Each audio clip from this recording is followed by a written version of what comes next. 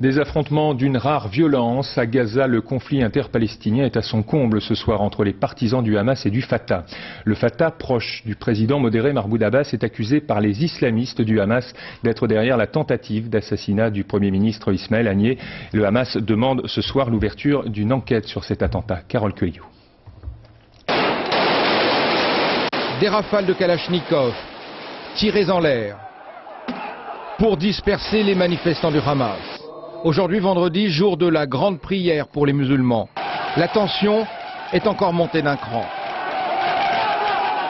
Ce matin à Gaza, les funérailles d'un garde du corps abattu cette nuit dans une embuscade contre le Premier ministre palestinien.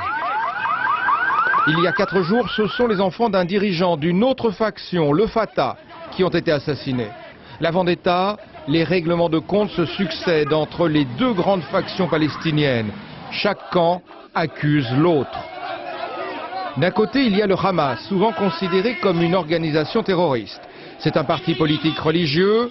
Il veut instaurer dans les territoires un État islamiste. C'est le Hamas qui contrôle le gouvernement. En face, il y a le Fatah. C'est le mouvement palestinien le plus ancien. C'est un parti nationaliste et laïque. Il est accusé d'être rongé par la corruption. Le Fatah détient la présidence avec Mahmoud Abbas. Le président avec son grand rival, le chef du Hamas, le Premier ministre Ismaël Haniyeh. Ils se détestent. Sourire, poignée de main, c'était quand ils cherchaient à former un gouvernement d'union nationale. Mais impossible de trouver un accord. Démonstration de force du Hamas cet après-midi, mais peut-être un signe d'apaisement. Je vous exhorte à soutenir l'unité nationale et à préserver le sang palestinien.